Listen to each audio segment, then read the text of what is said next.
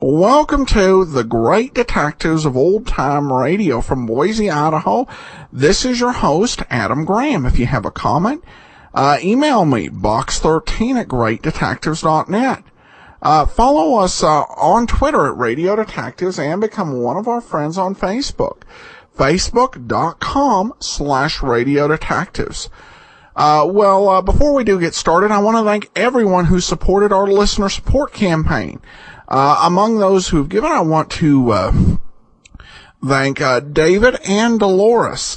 Thank you so much for your support. We'll send along access to our premium site, which we do with all donations of $7 or more. Plus, during our limited listener support campaign period, we will send along an additional thank you gift for all donations of $20 or more. Among the thank you gifts we have available, I've added a couple items I've not mentioned before. One I intended to add at the beginning, but for some reason forgot. For all donations of $50 or more, you can get a download of the Hillary Kane Mysteries.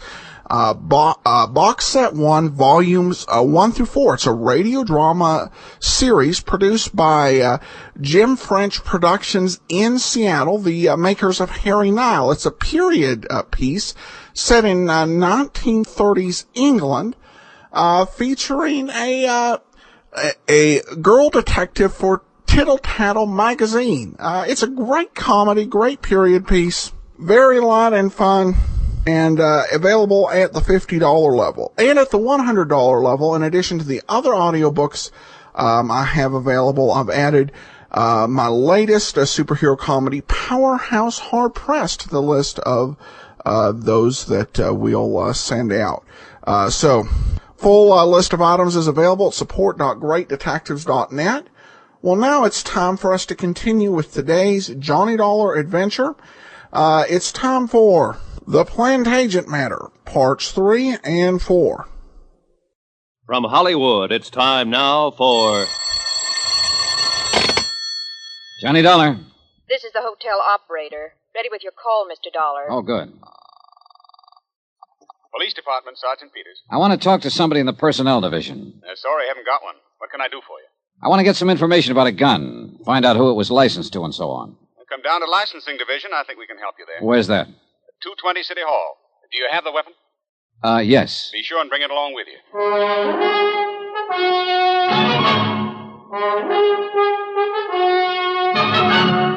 Tonight and every weekday night, Bob Bailey in the transcribed adventures of the man with the action-packed expense account, America's fabulous freelance insurance investigator. Yours truly, Johnny Dollar.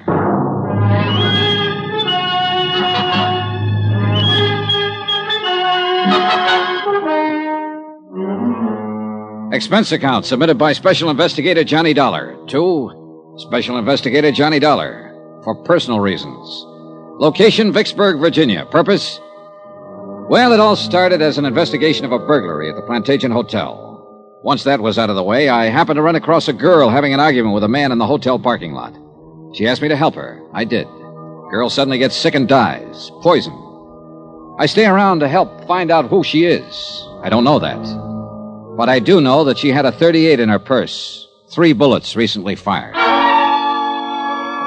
Expense account item 8, $2. Cab fare from the Plantagent Hotel, the 2 miles into Vicksburg City Hall, and room 220 as per instructions of Sergeant Peters. I felt more than a little guilty bypassing Lieutenant Jim Akins, who had questioned me earlier about the case. Yes? Sergeant Peters? That's right. Can I help you, sir? I hope so. I'd like to know if this gun's been registered with you people. Let's have a look. You just buy it? Yeah. Got your bill of sale with you? Well, do you have to have one? You should. Who'd you buy it from? Oh, a fellow I met in a bar. Have you a permit to carry this weapon? Well, no, I haven't. Are you going to carry it? Oh, no. Then why'd you buy it? Oh, I just wanted it, that's all. Is there a law against that? No. But there's a law against practically every other thing about a gun. You want to read those numbers off to me? Sure. JJJ-4769-992. And then there's an X. Okay. Make, Colt, caliber, 38, automatic, 7-shot. Yeah.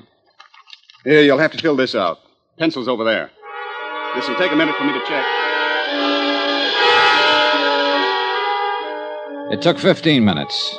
In the meantime, I filled out the form which notified the Vicksburg police that I was in possession of the above described weapon, that I did not wish to apply for a permit to carry it, and so forth and so forth. After that, I stood around and smoked a cigarette and wondered if I should step downstairs and tell Lieutenant Jim Akins that I had found Jane Doe's purse and the gun. But before I had time to make up my mind... Here we go. The gun was purchased in 1950 by the Piedmont Banking Service. That's a local armored truck outfit over on Maypole Street. The gun was permitted for carrying to Raymond W. O'Connell, 232 Polk Street, this city. Thanks. Raymond O'Connell. Yeah. Anything else? Well, that's all. Thanks.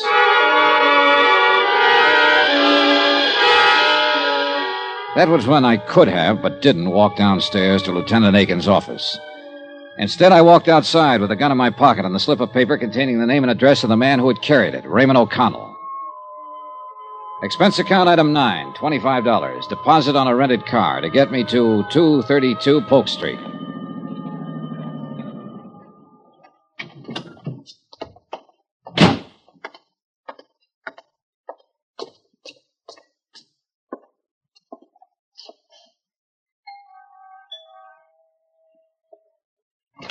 Oh, Paul, darling, you're early. I'm hardly ready. Hello. Oh, I was expecting someone else. I'm so sorry. You're not Paul, are you? No, I'm afraid not. My name's Johnny Dollar. Oh. Mr. Dollar? That's right. Well, what can I do for you, Mr. Dollar? I'm looking for Raymond O'Connell. Ray? Yes. Come inside, Mr. Dollar. Thank you. I really didn't mean to throw myself at you at the door. I thought you were someone else I'm expecting. I'm Terry. Terry? Teresa. Terry O'Connell, Mr. Dollar. Oh, his wife? I'm Ray's widow. What? Ray's dead, Mr. Dollar. Passed away over a year ago. It was pneumonia. Oh, I'm sorry, Mrs. O'Connell. Please call me Terry. You had no way of knowing about him, I'm sure. And please don't be uncomfortable. A great many of Ray's friends from the service come by who have no idea that he's dead. Were you in his company, too? Oh, just a minute, Mrs. O'Connell. I think He had you're... so many friends and met so many people while he was in the service, and really there was no way for you to know. You don't understand, Mrs. O'Connell. I never knew... I'll get you a drink and we'll talk. Where did you serve with Ray? You know he finally became a pilot. What do you like to drink? She was young and dark and very pretty. And as the widow of a man who died rather suddenly, she was doing her best to put me at my ease. I would have told her I was there checking out the registration on a 38 that had been used by her dead husband. I would have told her I found the gun in the purse of an unidentified dead girl I'd met the night before.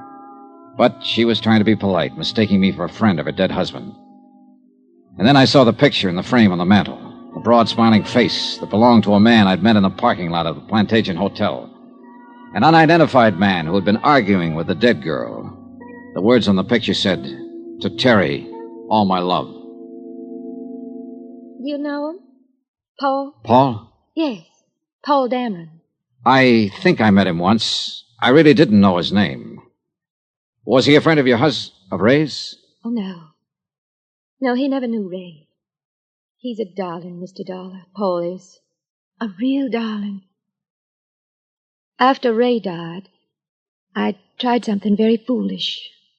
I tried to end my life. And then Paul came into it. He's been very lovely to me. Well, I don't know why I shouldn't tell you. We're going to be married. I think that's fine, Terry. Do you really? Sure. I'm glad you say that. I'm not the most courageous person in the world. I suppose Ray mentioned our lives together. It was perfect with Ray, Mr. Dollar. Perfect. But now Ray's gone. And I've been able to face that. I think I'm going to find a new life with Paul.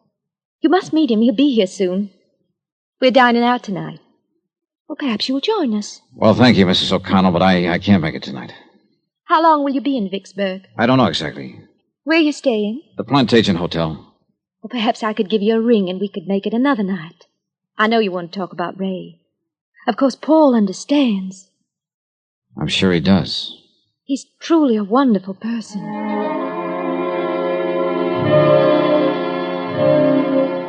He hadn't looked very wonderful the night before, standing in the parking lot arguing with a girl who had died. But then that was my side of the picture, and it wasn't complete. And somebody still had to explain the .38 with the 3 bullets missing. I left Terry O'Connell, went outside and bought an evening paper, and then sat in my rented car reading it. The photographer at the morgue had done a good job. The unidentified girl's picture was on page 1. I was reading the story over a second time when a dark business coupe pulled up behind me, and Paul Dameron got out, heading for Terry O'Connell's doorway. Just a minute. What? Just a minute. Hello, Paul. What? You? Yeah, me. Now, look, Dameron. What are you doing here? How'd you know my name? Or are you some professional gunsel coming around to sock me again? I still don't... Stop it, will you, Dameron? My name's Johnny Dollar. I want you to tell me who that girl was last night in the parking lot. The one you had the big argument with. Huh? Oh. Well, you were the big hero there, butting in where it was none of your business. I didn't like it then, and All right, simmer down, will you? Who was she? Come on, what's her name? What's it to you? Look, Dameron. Okay. It's Amy. Amy Duran. Amy Duran. Yeah. We work at the same office. Now, look, Buster, I'm not afraid of you, but I don't want any trouble, see? So if you'll just go somewhere else and Wait a minute, will you? How does Amy Duran tie in with Teresa O'Connell? Look, I don't know who you are or what you're after, but you've certainly got your nerve about... Answer me, Paul. Okay. Terry is Amy's sister. Satisfied? I don't know. Who are you, anyhow? A policeman or something? My name is Johnny Dollar. I'm here because if you aren't, I want to know what right you have to ask me all these questions. Cool off, will you? I've been trying to find out who she is, because last night after you went off, we had a drink together. Then she got sick, and I took her to a hospital. She died there. What? She died. She's lying in the morgue right now, unidentified. It was some kind of poison that killed her. Amy... dead? No, I don't believe it. Here. It's in the paper tonight. The police are trying to identify her right now. I can't believe it. Poison. Oh, Dollar, I didn't think Amy was that desperate. There was a way out. She could have solved it without this. Way out of what? There was no need for her to do this. I told her I'd help her. I had no idea she... Poison. Does Terry know? Not yet. I've got to tell her before she sees it like this in the newspaper. It'll be awful for her, Dollar, awful. Look, I apologize for the way I've acted, the way I was last night. I was upset. I can see now you're trying to help. Now, let me go in and break this to Terry. Call me later. Here, my card. Call me.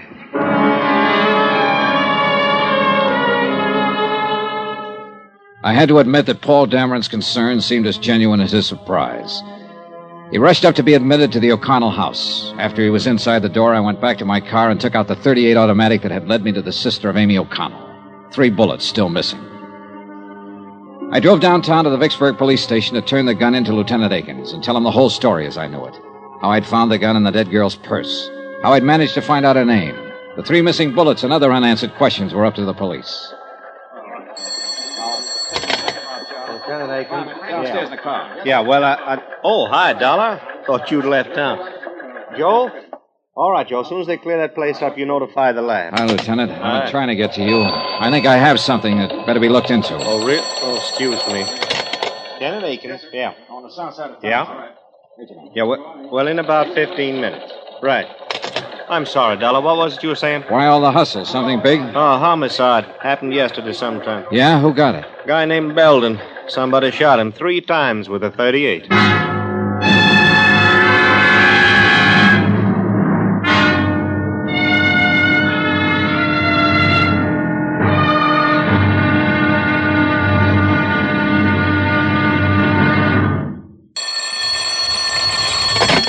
Johnny Dollar.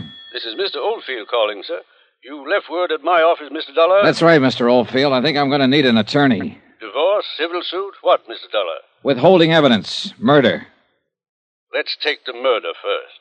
Who did it? I don't know, but I'm pretty sure I have the murder weapon in my possession right now. Who was killed? A man named Belden, I think.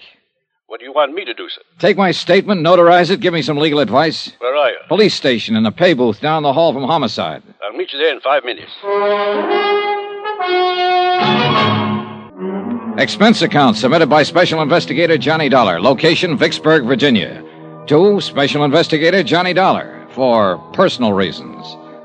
Attention, Chief Accountant, Eastern Seaboard Casualty Insurance Corporation, Providence, Rhode Island. Dear Jim, I'm attaching my own expense sheet to your bill for clarification purposes.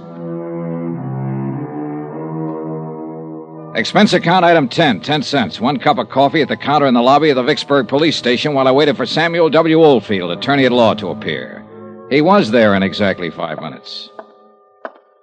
Mr. Dollar? That's right. Sam Oldfield, sir. You're the only one here in the lobby, so I figured you were the right man. Yeah. Cup of coffee, Mr. Oldfield? No thanks. Gives me heartburn. But now sit down, will you? That was a pretty interesting phone call. Tell me, who are you, sir? Johnny Dollar. I'm a private insurance investigator. Mm-hmm. How'd you get my name? I looked it up in the yellow pages of the telephone directory. You don't live here in Vicksburg? No, I'm from Hartford, Connecticut. All right, sir. Now, tell me about the murder and the withholding of information. Maybe I better start from the top. Go right ahead any way you like. Well, 2 days ago, I flew down here to investigate a small burglary at the Plantagent Hotel. It was already solved by the time my plane got in. Police? Yeah. I had nothing better to do, so I waited around the hotel bar for my return reservation back to Hartford. Then I happened to walk outside of the parking lot for a breath of fresh air. I saw a woman and a man standing there arguing. When I got close to them, the woman asked me to help her. I did. How do you mean? Well, the man she was with started to act like a kid. He got rough, so I shoved him away. Go on. Well, the woman was upset, so I took her inside the hotel and bought her a drink. After that, I put her in a cab and started to send her on her way. She started to act sick about that. Wait. Is this the woman whose picture was in the paper tonight? The one who died of poisoning and the police don't know who she is? Yeah. I don't know who she is, Mr. Oldfield. Except that her name's Amy Duran. I found out her name because I found her purse and there was a gun in it. A .38 Colt registered to a man named O'Connell. I checked on the gun here at headquarters, went out to the address and found out O'Connell was a bank guard and had died about a year ago. I talked to his wife, Teresa O'Connell. While I was there, the man I'd seen the night before showed up. His name's Paul Dameron. Now, I didn't tell him or Mrs. O'Connell about the gun. I came down here to give it to the police and tell them. But when I got here, Lieutenant Akins was pretty busy trying to solve the murder of a man named Belden, who'd been shot with a .38 3 times. There are 3 slugs missing from the gun I found. You got a light, sir? Yeah. Here you go. When you found Amy Duran's purse, why didn't you turn it over to the police? Oh, Well, somehow I thought maybe I could help the girl. I mean, her last words before she died were, help me. And for some reason or other, I thought maybe I could. Do you have any cards or letters, anything like that? Something that says you're what you say you are, sir? Yeah, sure. Let's see. Okay, Dollar. Now, as I see it, you probably hooked up with someone who did some shooting. And that's what worries you. I want you to take my statement and notarize it before I turn the gun in. That'll protect you some. If they want to get nasty, they can, though. You know that. Yeah, I know. Well, as I see it, the main job here is to try to keep you out of trouble. And the statement explaining your motive for participation in the whole affair might help. That's why I called you. All right, then. Now, Dollar. Yeah? You didn't shoot anybody, did you? No. Okay, then, sir. Let's go over to my office.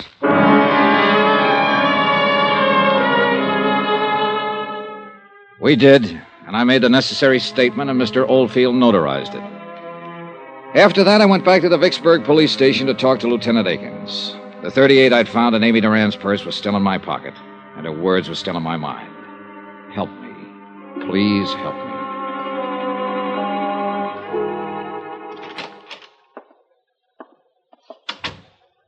Thought you was going back to Hartford, Dollar. Oh, I decided to hang around and see what came up. Mm-hmm. Nothing so far on the girl. No one's recognized her picture in the paper. Had to turn that over to missing persons. This murder case going to eat up all my time. What happened, Lieutenant?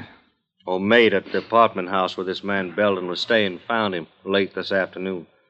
He'd been dead about 24 hours, shot with a .38. You sure? I'm sure. We did a postmortem right away. It's a pretty set case. You know who shot him? Have a pretty good idea. See, this Belden, he was an auditor working on some books at a firm of textile wholesalers here. Richmond Limited. The papers scattered around his apartment show he'd found a $10,000 shortage going over their books.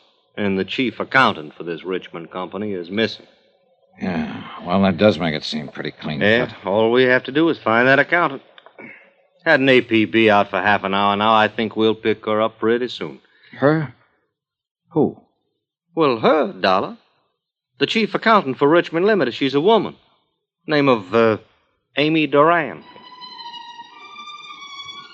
To all appearances, Amy Duran had been guilty of embezzling money and murdering the auditor Belden who discovered the shortages in her books.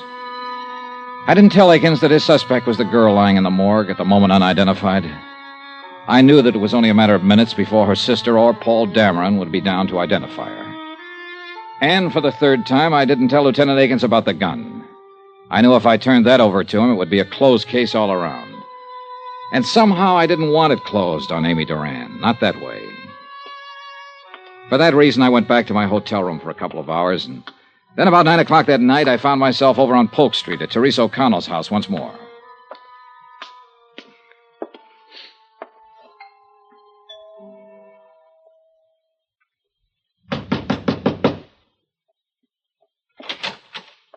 Oh. Hello, Mrs. O'Connell. Oh, Mr. Dollar, isn't it? Yes. Well, Mr. Dollar, I had the most awful news tonight. My sister Amy, she's dead. You'll have to excuse me. Oh, I'm sorry. May I come in? I'd like to talk to you about your sister, Mrs. O'Connell. Well, Paul came in with tonight's paper and showed me Amy's picture. He went down in the morgue to identify her. I couldn't bear to. Sure. I feel somehow, in some way, that you're a friend, Mr. Dollar. Mrs. O'Connell, I am a friend in a way. But mostly I'm an insurance investigator. What? You thought I was a friend of your dead husband when I came here earlier. I'm not. I never even knew him. But, Mr. Dollar, I don't understand. I met your sister Amy last night. I was the last one to speak to her before she died. I took her to the emergency hospital last night. Well, wait. This is all very confusing. You say you're an insurance investigator? Yes. Now, Well, I got your address from a gun I found in your sister's purse. I traced it through the license to carry. This gun, Mrs. O'Connell. Your husband was licensed to carry it when he worked for a banking firm. Do you recognize it? Oh, yes, I suppose I do. I think it's one of Ray's guns. Now, please, let me find something out first. Believe me, I do want to help. Did you know your sister had this gun? Oh, no. What would Amy want with a gun? I mean, well, she could have picked it up here any time she came over, and probably did. But why would Amy have a gun in her purse? Sit down, please. Now, Mrs. O'Connell, you better listen to me carefully.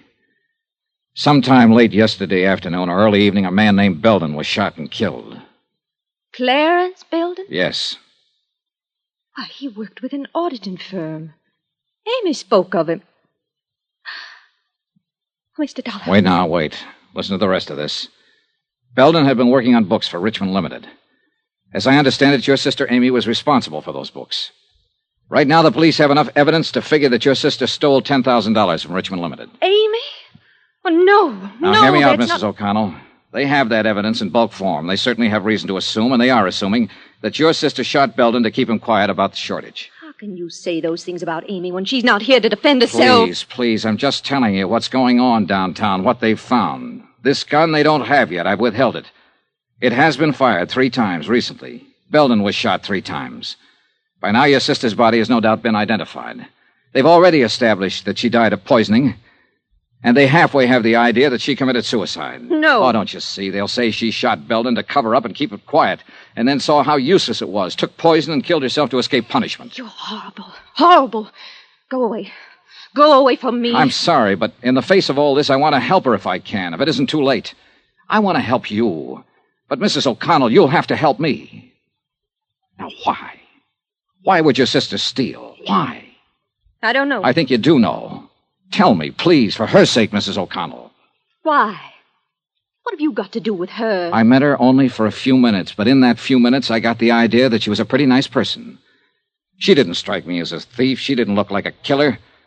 And most of all, she didn't look like a woman who'd take the suicide way out of things. Now, that's all I have, except that she asked me to help her. And I'm trying to do that now. Believe me, I want to help her if I can. I've always been an awful child, Mr. Dollar. When Ray died, I tried to kill myself. Amy saved me. I remember then, at the hospital. She was beside my bed, and she said to me, "I'll make you want to live again. I'll make you." Amy was always like that, kind and decent. You weren't wrong about her. She was decent, thoughtful, good. She did everything for me. She gave me these clothes and a car, introduced me to nice people from her office like Paul Dameron. Yes. That must be where all the money went to. Not on herself, but on me, for me. I'm the only reason I can think of that she'd take money from the firm. Yeah. I didn't know she was stealing from me. I didn't know. I wouldn't have let her do it. She didn't have to pamper me that much. I'm not that much of a child. She didn't have to do it. She didn't have to do it. Wait a minute. She didn't kill herself. She didn't steal. She didn't murder that man. I did all those things because it was all for me.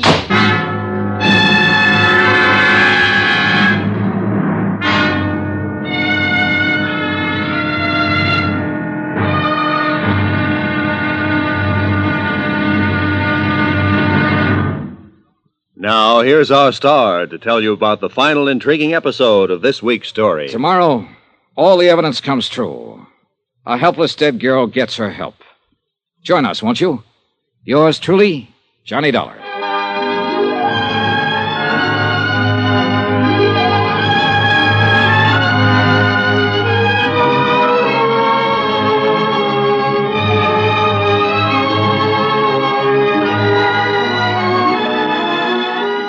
Yours truly, Johnny Dollar, starring Bob Bailey, is transcribed in Hollywood.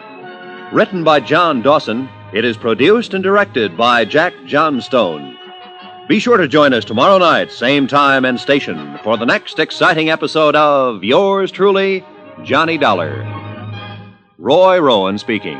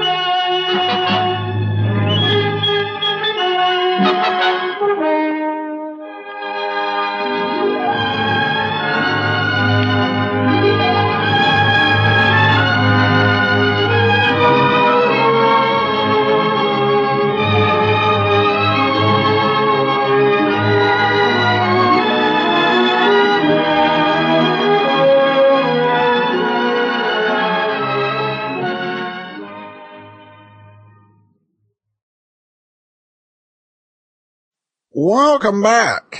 Well, either Johnny has a really big clue, or he really doesn't like to see this woman heaping false guilt on herself. perhaps a combination of both, though it's kind of an odd exit, but we're certainly set for an interesting wind-up in this case.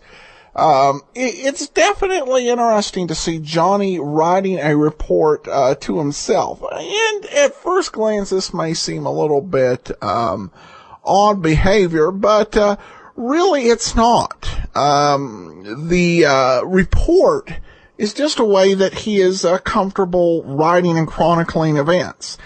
And so writing a report to himself to kind of